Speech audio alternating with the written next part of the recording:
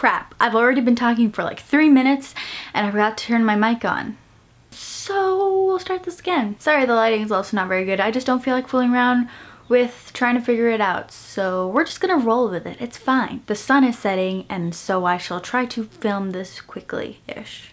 Hi guys, it's Catherine and today I'm going to be finally filming my review for The Broken Ones by Danielle Jensen. This is the prequel novel to the Malediction trilogy. I was doing videos like as a lead up to the release of this book, but I got sick when I was supposed to film the review for this book, which was gonna like come out the day that it was released. But so I'm using I got sick as an excuse, but I always film when I'm sick, so I don't really know why that's my excuse. But anyways, I was just gonna be like, I'm just not gonna film this, but I felt like I just needed to put my input out there. Put my input out there? Give my output out there? Okay, whatever. I just felt like I need to do this review because I want to be a part of it. So I was fortunate enough to receive an e-arc of it, so I read it before it came out, so that's why I was gonna make it then. Irrelevant, but finally the book came in the mail. I had pre-ordered it and so I got like a pre-order swag pack. Let me just show you what came in it. A bookmark, and I got the Penelope bookmark. 3 character cards. I asked for Anais and Tristan, and I also got Angoulême. He kind of looks like that dude from the Tudors, the dude who plays Henry Tudor, you know? And then a map of Trollus that is illustrated by Elise Kova, who is the author of The Alchemist of Loom and Air Awakens. I really want to read those books as well, so. But anyways, this is the prequel book to the Malediction trilogy, which if you've been around for a little while, you know I love so much. If you don't know them, they include Stolen Songbird, Hidden Huntress, and Warrior Witch, and these are just so good and I love them so much, and I read them at the beginning of this year. And when the prequel book I found out was coming out, I was like, do I want to read it? Yeah, duh, but then at the same time I was like, my heart, can it take that much? I don't really know. If you're here and you just know about The Broken Ones, I definitely recommend reading the Malediction trilogy first, because I feel like what goes on in this book is kind of like a subplot in the first book and kind of the second book as well. So I definitely recommend reading these first. They're so worth it. I love you so much. If you love fantasy, just go read this. Do yourself a favor. They're so good. If you also want to check out reasons why you should read this first book, I have a video for that of 6 reasons why you should read Stolen Songbird. I have that linked over yonder, and I also did a playlist for this book. So after you finish reading this book, go watch that playlist and it will all mean something to you. But I just want to do a little section before I like actually get into this review, because I will be talking about like spoiler things that happen in the trilogy. So read this after you have at least read the first 2 books. I would recommend reading the whole trilogy first, because then it'll just make things a lot hard. Oh my god, you know? In this we follow the story of 2 characters, one of which is in the trilogy. My heart. But like I said, I feel like the plot of this story is kind of like an underlying plot in the first book, and it's kind of, they're kind of spoilers in this book, and I also feel like you should get the first impressions of the characters from this trilogy first, because revelations about a character that happen in this book are just kind of like blown out of the water. In this one, like, you just already know. So yeah, I saw somebody complaining about how this is like titled like 0.6 book, but the author recommends reading it after the second book, and why not just put it as 2.6, because this happens before, but it's just recommended to read it before, so stop complaining. And also, if you read this and you don't like the characters and you don't like the world building, that's because you should have already read the trilogy first, okay? So don't complain, because this is a prequel book. It's not actually the base part of the trilogy, but I also feel like this is a fundamental part of the story as well, so it is definitely part of the trilogy. I don't know if I'm making any sense here, but I feel like I am. Maybe not, but I don't feel like I am because I'm saying this. But I just want to say about Danielle Jensen's writing is just that it's just so good. It's just, this trilogy series is the epitome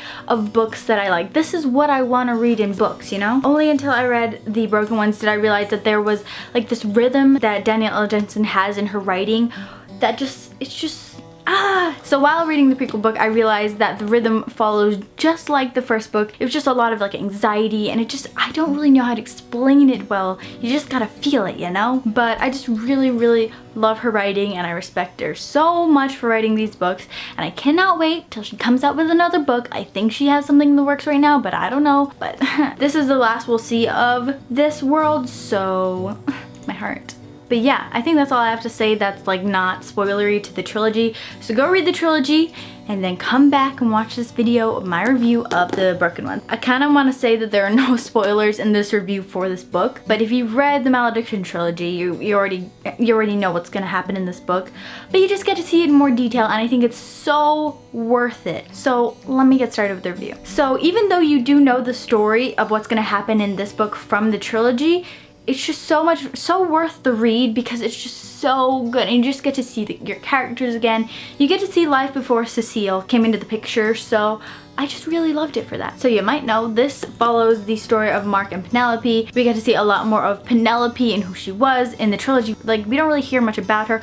All we know is that Mark was married and that he is only alive because Tristan like forced him to be, because you know, when your bonding mate dies, you die too. So like always, I cried so much in this book, I just can't even tell you. So in regards to this as a prequel, I think it was done so well, because in a lot of like prequels or sequels of trilogies or whatever, I feel like the authors are always like pulling at strings to make a new story, but I feel like this story was always there and just waiting to be told, and so it was told in this book, and I was just so happy about that. And a lot of times in prequels and sequels, they aren't very cohesive with the rest of the books, but this book just blended in so well with the rest of the trilogy. It was just the same mood and same feeling, and I really appreciated that. Really appreciated the author for staying true to the rest of the trilogy. Of course, this book was just as heartbreaking as all of the rest, and I literally died. I cried so freaking much. I think in any book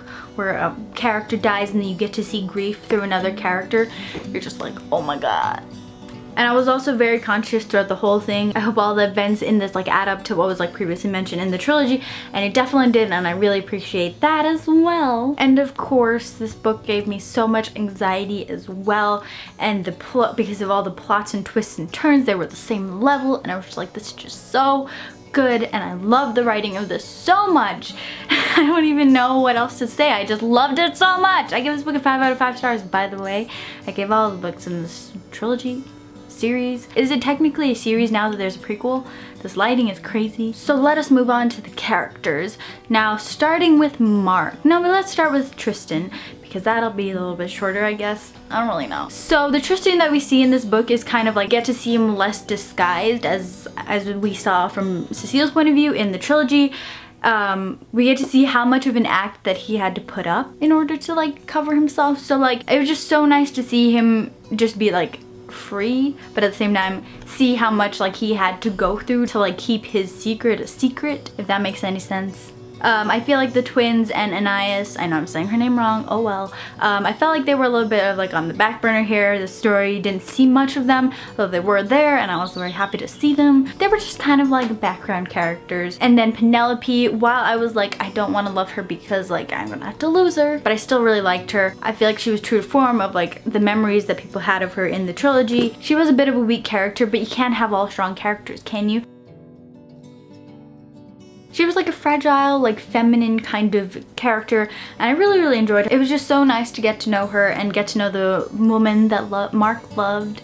So, my heart. And then Mark, of course I expected him to be different in this book because this tragic event happened to him, so he would be different in this book versus the trilogy. And I felt like in the trilogy, Mark was just a little bit more like clever, observant, smarter, and in this book he was just a little bit more like a puppy, I guess.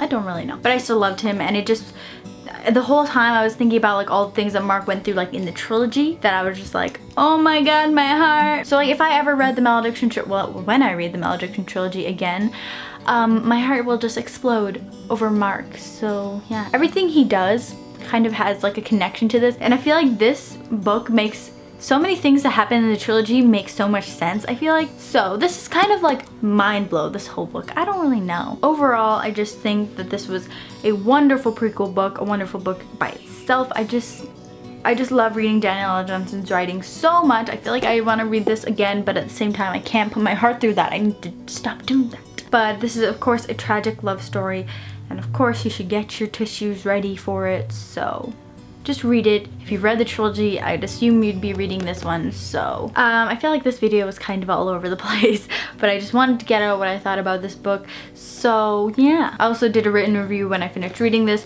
and I guess it was kind of a little more put together, a little more eloquent, so I'll have that link down below. And I also have the 2 videos that I did for this like lead up, not really lead up because I never finished the lead up, but I'll have those videos linked down below as well if you want to check them out. Definitely check out the author. I will have her links down below as well, and yeah, it's just really good. But anyways, sorry for all this crazy lighting, but I hope you all enjoyed this video. All my social media links will be linked down below if you'd like to check them out. And I think that's about it for this video. Thank you guys so much for watching, and I'll see you guys in my next one. Goodbye!